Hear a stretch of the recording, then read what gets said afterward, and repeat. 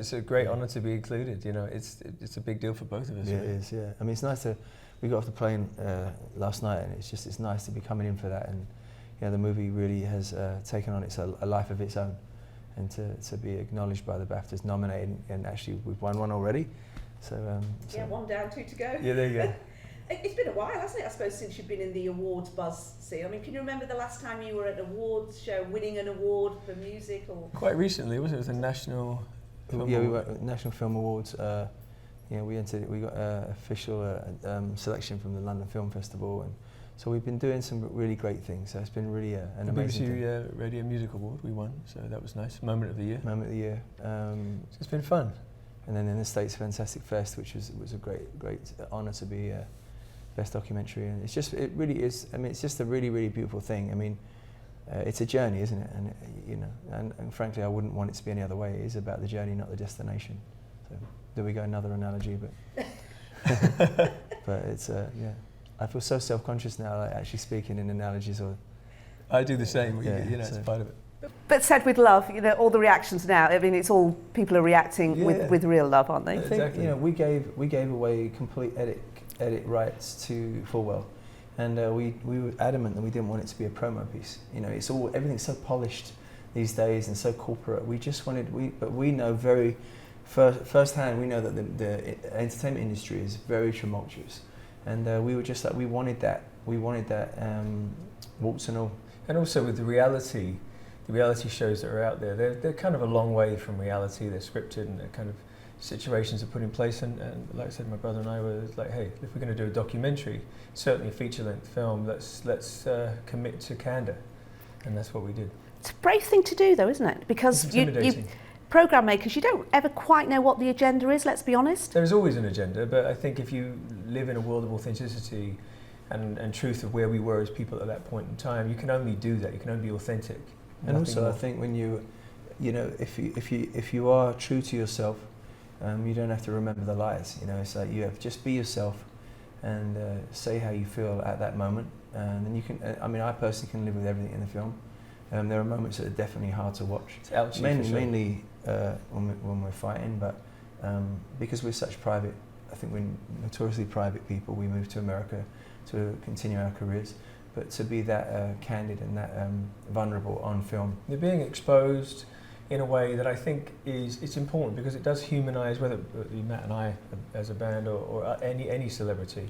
It's a decision that you have to make, because it's not something that's out there. There's a lot, whether it be social media, there's a presentation of kind of non-truth, and like I said, if you're going to do it, then keep it real. We were on the plane yesterday coming over, and the movie's on the plane is one of the.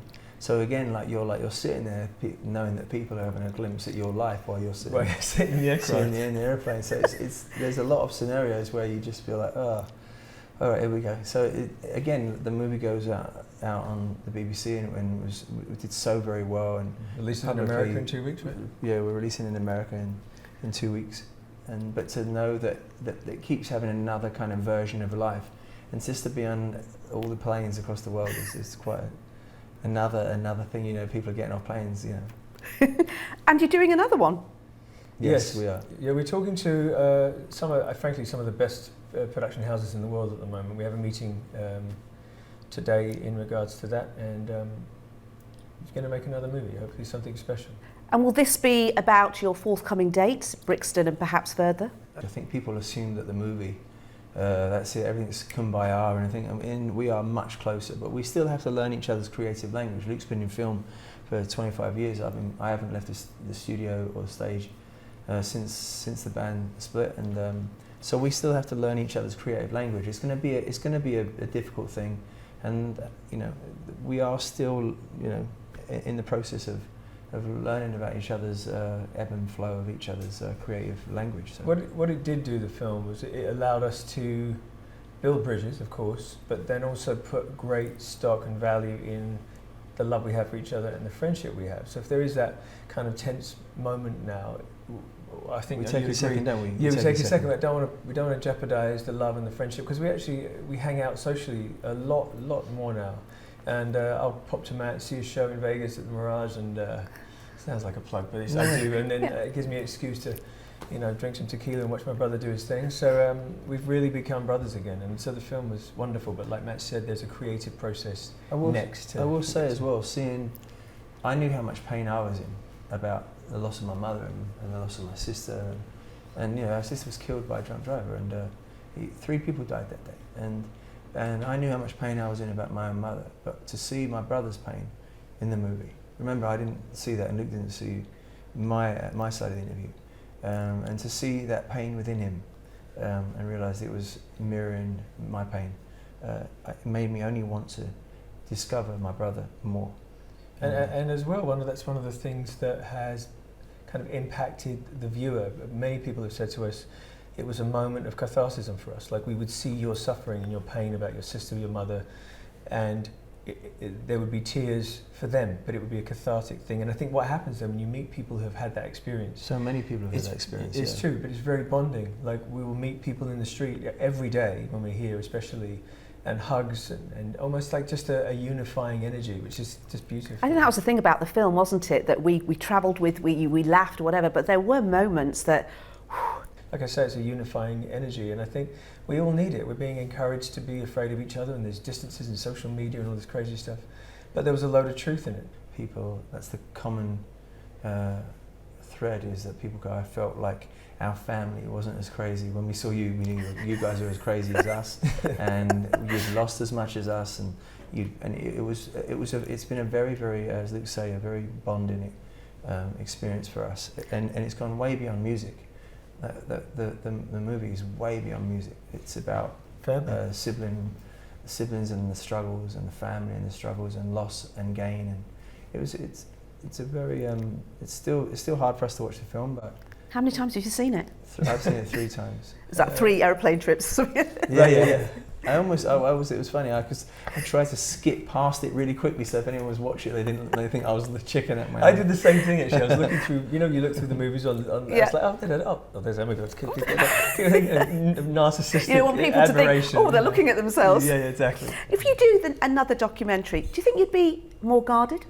No. I think that we've learned. I think, as I said before, that applies to any walk of life. If you're just honest with yourself and you say what you feel, you don't have to remember the lies. You just be you, and if that works, operative word, what a great place to be. What an amazing place to be, where you can just be authentic and it works. One of the aspirations in my own life has been always, if I can get to a point where being me is enough, then you can sustain that quite easily. And so I think when you're younger, you feel like you have to be something, or you have to fit into kind of pop star shoes or your movie shoes, whatever. But as you get older, like Matt so rightly said, you reach a point of authenticity that's not really something you're prepared to compromise. And it makes things a lot easier. Do you think your relationship with home, with Britain, has changed because of this documentary? On Sunday, you're walking a red carpet at one of the most prestigious award shows in the world, with some of the most famous people in the world. A Bafta is about as good as it gets in terms of our entertainment industry, and you are right in the heart of that. You're going to be right in the heart of that on Sunday. Does it feel like a very special homecoming, like Britain loves you now, or, I think being a musician, and like Luke said to me many times in the film, once you finish the film, there's a solitude there, but when I play the Royal Albert Hall, or I do my shows here, Palladium. In the London Palladium, at Wembley, thanks for that. We do. There's a connection. As a singer, there's always an audience connection, which is there's an immediacy about that feeling of artistic food. It's like food, and I feel like I've had a great relationship, and I've come back a little bit more. But I think, Luke, you feel a much deeper connection, don't you? Yeah, for me, like Matt rightly said, film can be very isolating, and I'll be honest, it can be quite a lonely. I found quite a lonely period of my life when I was in film at the beginning, because you don't see the audience unless you're in the market buying your eggs and milk, and somebody says, "Oh, I love that movie," you're like, "Thanks," but you don't see the whites of the eyes of the people that are watching your stuff. You loved the O2, didn't you? Just the O2. The O2 was just that tangible kind of energy that you can. It's a freeing experience. But for me, the UK, I'm a sensitive individual, and it was hard to come back here and have some discord or that misconception about who I am. And the film is almost like a magic pill.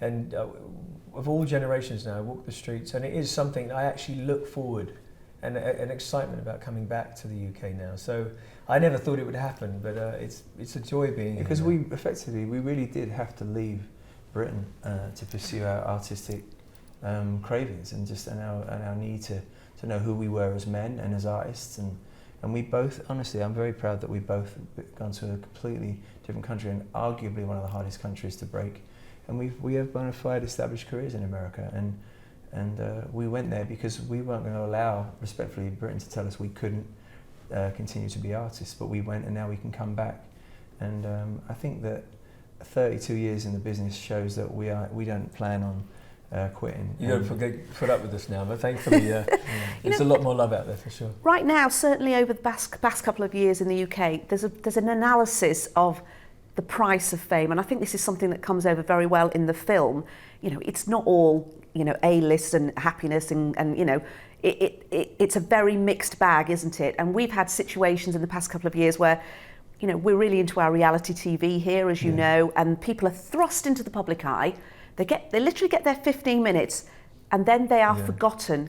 And it has proven very, very difficult for some people. I mean, some people, there have been suicides and breakdowns and mental health problems because it's difficult, isn't it? I mean, what do you think about this seeking of 15 minutes of fame and the pain it can cause? Well, fame doesn't go away. Fame stays with you, and I think it's a very, very valid point you're making. And I say this all the time.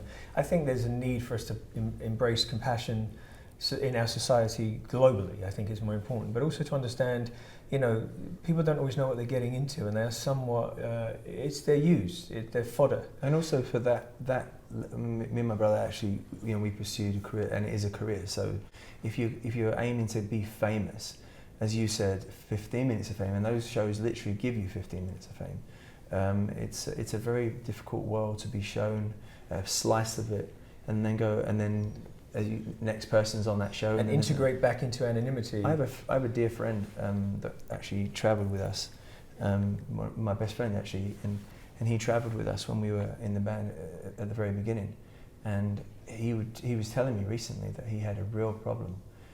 He suffered deeply because even just the touch of it, and bombing around and being in hotels and the jets and then when we would leave the country, then he was just. And he said it was a very, very illuminating thing for me to hear. And so I do think, as Luke said, the compassion for anybody that is going through an issue, that we just need to notice, be more conscious of people's feelings. And not be so flippant about people's suffering. Oh yeah, they've had fame, they've loads of money. The assumption is maybe they didn't make loads of money. You know, the assumption is that they have, but maybe they haven't. Maybe they don't have the infrastructure to sustain that lifestyle they've had for a moment. Then they have, you know, their family, and then people that maybe are in their circle are sort of quietly happy. They're no longer in the public eye, and they've got to deal with all these different dynamics and facets that are post-fame. I've been there, and it can be incredibly lonely. So I would say again, you know, let's be compassionate and at least more conscious about each other, and look into the eyes of each other and say, how you doing? You know, and understand that it's not all rosy, not every day. The peaks and valleys, you know. When you played at the O2, you're going to be playing at Brixton and doing some dates. When you're on stage singing When Will I Be Famous, what is going through your head? Are you remembering those young men, those teenagers that... I play it every week. So I'm being deadly honest, I've done 3,500 shows, and I sing it every show. I did 170 shows last year. I'm just being really honest. Like, that song's I as a musician, it's very rare that you have a song, or I Owe You Nothing, I play as well. And it's very rare that you know without question, and I mean without a solitary doubt, the audience is going to actually see. You just know. You just put the mic up like this, and you get that melody back. It's a very rare thing, and we have that. We have many of those, and it's just an incredible asset to have, and it's entertaining, and it's a song that we've witnessed recently, and I've witnessed that it just makes an audience explode. Both those songs, and our versions of them now are just even are hard hitting, and our shows, we are absolutely nuts when it comes to wanting the most rock and roll.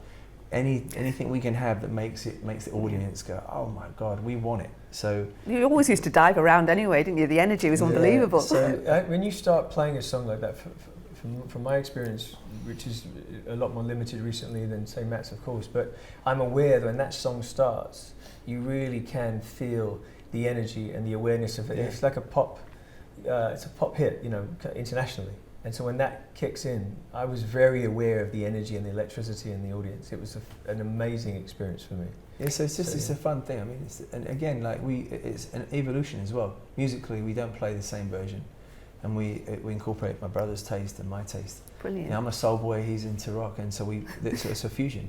Again, the learning of each other's Well, that's language. what makes a band. Yeah. Right? So finally, on Sunday, say you get up onto that stage and you're clutching one of those masks.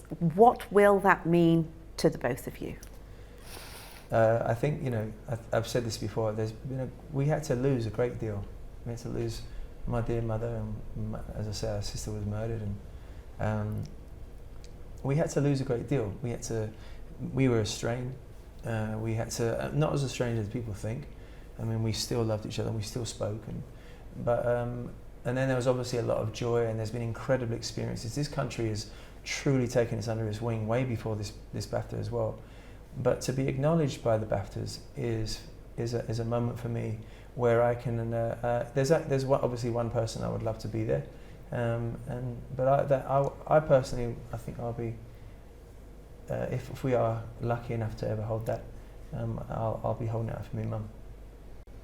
For me also, it's you know, being a filmmaker for the last 20 years, it's the Baftas, you know, it's the British Academy. It's glorious, and it's an institution.